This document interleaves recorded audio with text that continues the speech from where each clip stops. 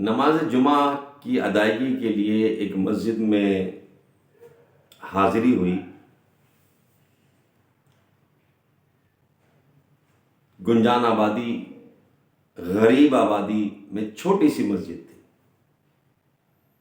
مسجد کی چھت RCC نہیں تھی، پکی چھت نہیں تھی، بلکہ سیمنٹ کی چادروں سے چھت بنی ہوئی تھی۔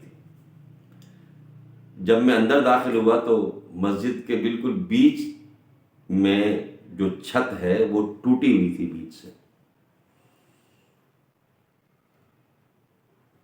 بعد میں ملاقات ہوئی امام صاحب سے، خطیب صاحب سے، بڑا اچھا بیان کیا۔ لوگوں میں بڑی محبت دیکھی میں نے، بہت محبت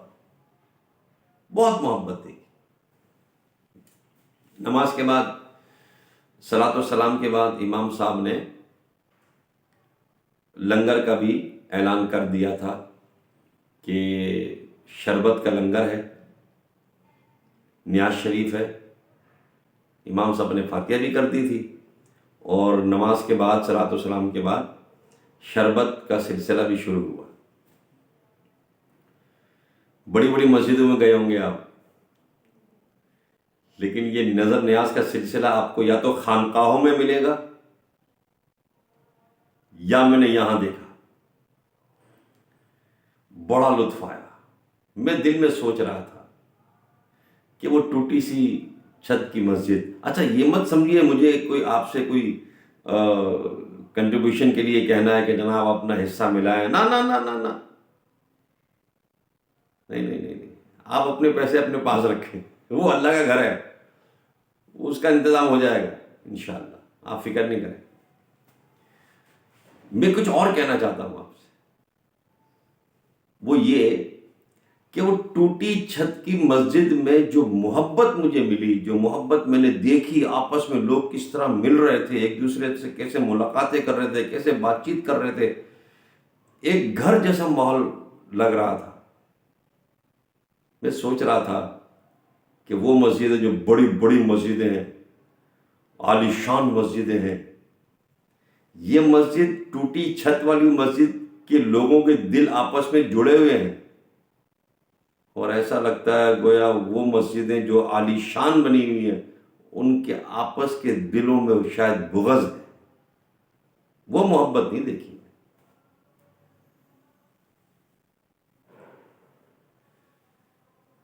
اے کاش آپس میں محبت پیدا ہو جائے،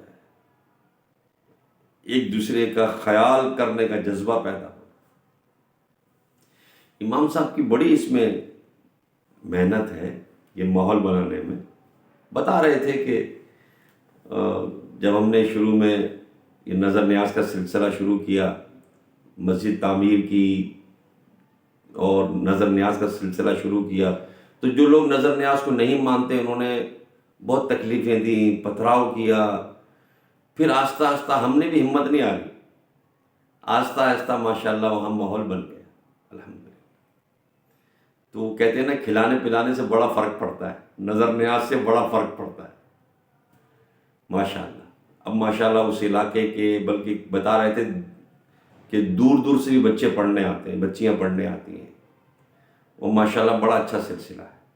اللہ کریم ہمیں بھی نظر نیاز کرتے رہنے کی توفیق عطا فرمائے، اور آپس سے محبتیں عطا فرمائے، آپس میں اخلاص عطا فرمائے، اور وہ مساجد جو بڑی بڑی مساجد ہیں، عالی شان بنی ہوئی ہیں، جن کے میں نے دیکھا ہے کہ ہو سکتا ہے میری معلومات میں کمی ہو، لیکن میں نے یہ دیکھا ہے کہ وہ محبتیں، وہ پیار نہیں ہوتا جو ایک ٹوٹی سی مسجدیں مجھے نظر آیا۔